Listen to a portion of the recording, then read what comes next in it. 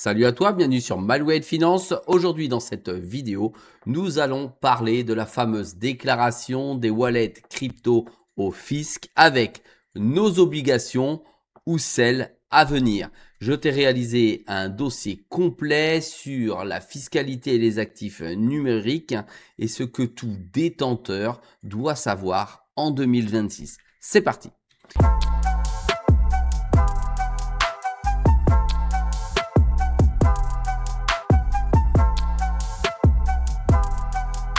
Sois le bienvenu dans cette vidéo. Je te rappelle qu'ici, il n'y a pas de conseil en investissement. Je te montre ce que je fais et comment je le fais.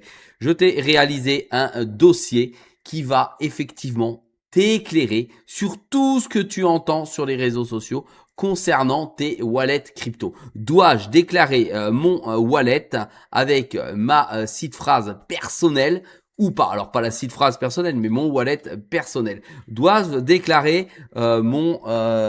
hop on-key sur ma clé privée directement au fisc français? Eh bien, je vais tout expliquer dans cette vidéo. En tout cas, sache que nous sommes dans une adoption qui est en cours. Allez, la loi, est-ce que c'est une loi ou est-ce que c'est un projet? En gros, ça n'est pas encore une loi, d'accord? Ne prends pas peur tout de suite, mais prépare-toi à la projection dans l'avenir. Effectivement, un texte a été adopté en première lecture, mais le chemin est encore long. Oui, l'Assemblée nationale a adopté le 7 avril 2026 par 363 voix favorables, effectivement, un texte qui signifie que ton wallet doit être déclaré au fisc. On va revenir dessus. Nous en sommes ici, d'accord? Maintenant, ça va arriver devant le Sénat et c'est en cours d'examen. En gros, il y a une lecture par le Sénat qui est à venir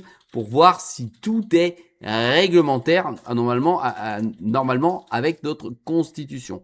Ensuite, ça passe vers une commission mixte paritaire. C'est prévu pour mai 2026. Attention, c'est demain. Et ensuite, alors on ne sait pas quand, une adoption définitive, on attend encore la loi, et ensuite un décret d'application. C'est pour te rappeler tout le processus qui donne effectivement à une loi une existence possible, notamment en France. Donc, l'application effective est prévue pour fin 2026 ou début 2027. Ça veut dire que là, tout de suite maintenant, il te reste quelques mois, et c'est pour ça que je te fais cette vidéo, pour te permettre d'anticiper, d'accord, ta situation avec tes wallets. Donc, il y a des décrets d'application qui seront nécessaires après l'adoption définitive et pour préciser effectivement les modalités techniques de contrôle. Et je vais venir sur les modalités techniques de contrôle dans cette vidéo. D'accord? En fait, va y avoir une nouvelle obligation. D'accord? Pour être très clair. Mais pour l'instant, c'est en projet de loi. Le contenu de la nouvelle obligation, c'est ce que prévoit l'amendement qui a été adopté le 7 avril 2026. En gros, voilà ce qu'il y a à l'intérieur. Déclaration annuelle. Cela signifie chaque année, lors de la déclaration de revenus, tous les wallets auto-hébergés, Ledger, Tangem, OneKey, je vais te faire une vidéo sur celui-ci, il est formidable d'ailleurs au passage, eh bien, tu devras signaler, d'accord, à l'administration fiscale ton wallet. Alors, je te rappelle que c'est pas ça le wallet, hein. C'est la clé privée, d'accord, pour être très clair. En gros, tu vas devoir dire que sur une adresse particulière, tu possèdes tant d'argent, ok? Donc, c'est bien des wallets qui sont concernés, Ledger, Trésor, MetaMask, tous les cols de wallet papier si tu as écrit ça sur du papier, d'accord? Et tous tes portefeuilles non custodiables sont visés indépendamment du support. De toute façon, on s'en fout du nom de ton support puisque tout est sur la blockchain. Voilà. Ce seuil est de 5 000 euros. Tu as l'obligation, ou l'obligation s'appliquera si ça passe, c'est bien parti pour, d'accord, dès que la valeur totale du portefeuille dépasse les 5 000 euros au moment de la déclaration. Au moment de la déclaration. 5 001, tu dois déclarer. 4 900, tu ne dois pas déclarer. 5 100, tu dois déclarer. Alors attention, ça paraît complètement absurde, on est sur la blockchain, tu fais un clic, tu changes de wallet, tu as 10 000, tu divises, tu as 5 000. Ou tu as 9 900, tu divises, tu as 4 500 d'un côté et 4 500 de l'autre. t'es plus obligé de déclarer. C'est complètement absurde le truc pour l'instant. Allez, simple détention suffisent, d'accord? Aucune vente ni plus-value n'est requise. La valeur de possession des actifs déclenche simplement l'obligation déclarative. Voilà. Le point clé, c'est pour la première fois, la simple détention d'un wallet auto-hébergé devient un fait générateur fiscal indépendamment de toute transaction. En gros, si tu hold des crypto-monnaies, même si elles sont pas holdées, si elles sont pas stackées, si tu les hold simplement, eh bien, tu vas devoir déclarer tes actifs. C'est complètement absurde parce qu'aujourd'hui, tu peux avoir des actifs chez toi et dont tu n'as pas l'obligation de déclarer. Allez, ensuite, l'obligation fiscale crypto. On va comparer ces obligations fiscales, d'accord, ce qui existe déjà et ce qui est proposé.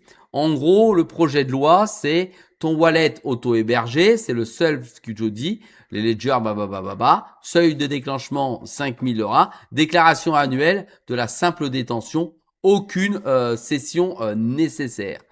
En vigueur aujourd'hui, ce sont les comptes sur les plateformes que tu dois déclarer au travers du formulaire 3916 bis. C'est un compte sur Binance, Coinbase, Kraken, Crypto.com. D'accord? Tu as aucun seuil minimum qui est requis. Tu dois le déclarer. De toute façon, la DAC 8 t'oblige, il déclare pour toi, les plateformes. D'accord? Tu as une déclaration annuelle, de toute façon, de compte ouvert à l'étranger qui est obligatoire, même sans plus-value à réaliser. Voilà, je t'ai mis le nom des formulaires.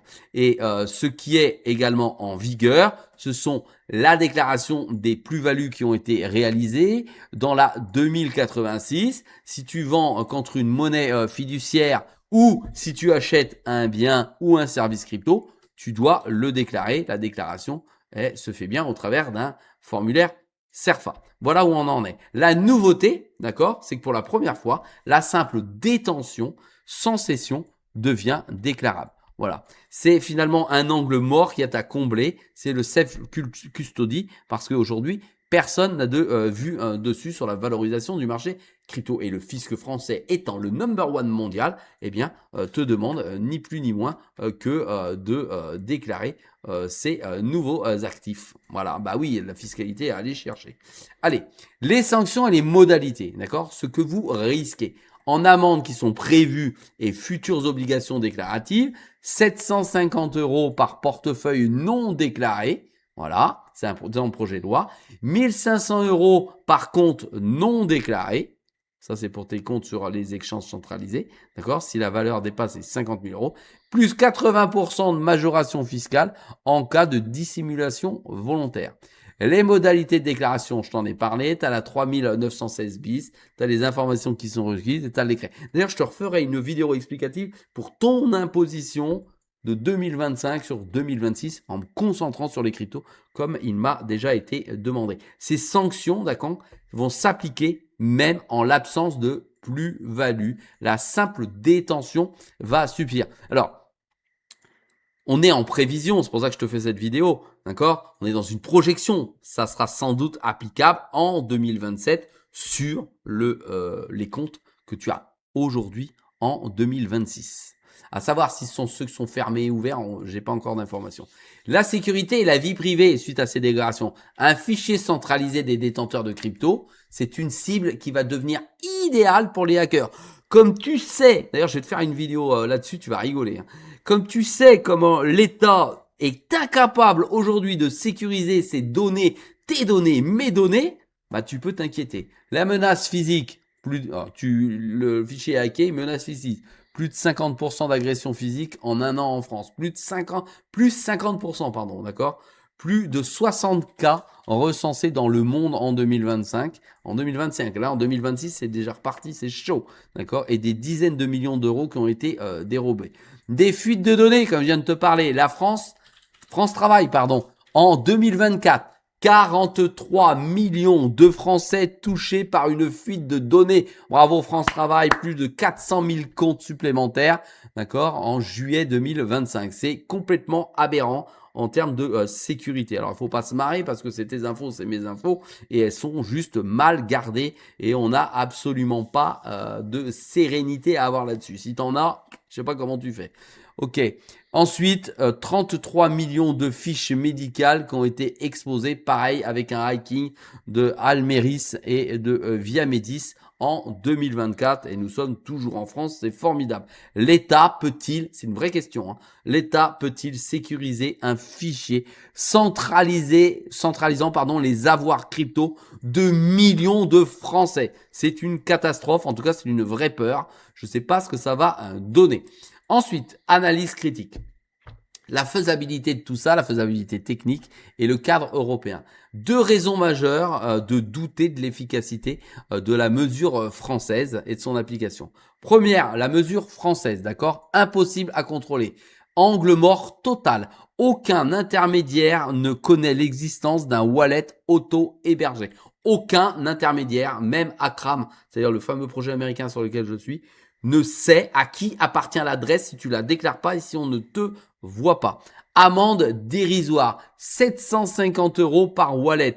Ça incite finalement à fragmenter ses avoirs, d'accord, sous le seuil des 5000 €. Tiens, c'est ce que je t'ai dit en introduction de la vidéo. Bah bien sûr, tu prends autant de wallets que tu veux, tu divises, la blockchain ça vaut pas grand chose et tu n'as plus du tout d'obligation de déclarer. C'est complètement absurde. T'as l'impression que ça a été pondu dans un bureau sans connaissance de la blockchain. Ou alors j'ai rien compris. J'aimerais bien qu'on m'explique en commentaire parce que j'ai soif de savoir et qu'on m'explique pourquoi c'est possible. Je comprends pas. D'accord? Déclaration inexploitable. Effectivement, une expérience néerlandaise qui a déjà donc eu lieu. Masse de données non vérifiables et fraude non réduite. Voilà, tout simplement. Surveiller pour surveiller sans outil de contrôle réel parce qu'il n'y a pas d'outil de contrôle réel aujourd'hui en France pour aller sur la blockchain. Ça va servir à peu de choses pour le risque que cela va nous permettre de courir. Voilà. Ensuite, pour l'Europe, la directive DAC8, elle est déjà opérationnelle. Ça veut dire que aujourd'hui, n'importe quel exchange, n'importe quelle banque a l'obligation, même à l'étranger, de transmettre tes informations au fisc. C'est en vigueur depuis janvier 2026, je t'en ai déjà parlé dans une vidéo. 48 pays sont déjà connectés, d'accord? Et la cible, ce sont les intermédiaires. C'est Binance, c'est Coinbase, c'est Kraken, c'est déjà dedans. Donc c'est bien plus puissant que ce que la France veut mettre en place en plus de l'Europe et c'est déjà applicable sans effort du contribuable alors que là on va nous demander de tout mettre en place. Encore une absurdité totale administrative. Ou alors expliquez-moi à quoi ça sert. Bon allez, pour conclure, le calendrier et les prochaines étapes, restons calmes à ce sujet. Du vote de l'Assemblée nationale à l'application effective. Le 7 avril 2026, tu as eu l'adoption de la première lecture. Mai 2026, commission mixte paritaire. C'est l'harmonisation entre les deux chambres. Ouh, ça se fait du beau violon. Mi 2026, examen et vote au Sénat et application effective. Donc à retenir, la loi n'est pas encore opérationnelle. Aucune obligation déclarative pour ton wallet auto-hébergé à ce jour. D'accord? Et à surveiller les débats au Sénat en mai 2026. Le texte pourrait encore être modifié. Voilà, toutes ces sources viennent notamment, comme tu peux voir, du Journal du Coin, Assemblée nationale, de Kraken, du site des impôts et de tout ce que j'ai pu trouver sur le web. J'espère que cette vidéo t'a plu, t'a permis d'apprendre des choses. Pas de panique, je te continuerai à t'informer à ce sujet. N'oublie pas de t'abonner si ça n'a pas déjà fait. Un pouce vers le haut. Mets en commentaire tout ce que tu en penses. Tu peux te défouler. Je tenterai de te répondre. Je te dis à très vite dans une prochaine vidéo. Salut à toi.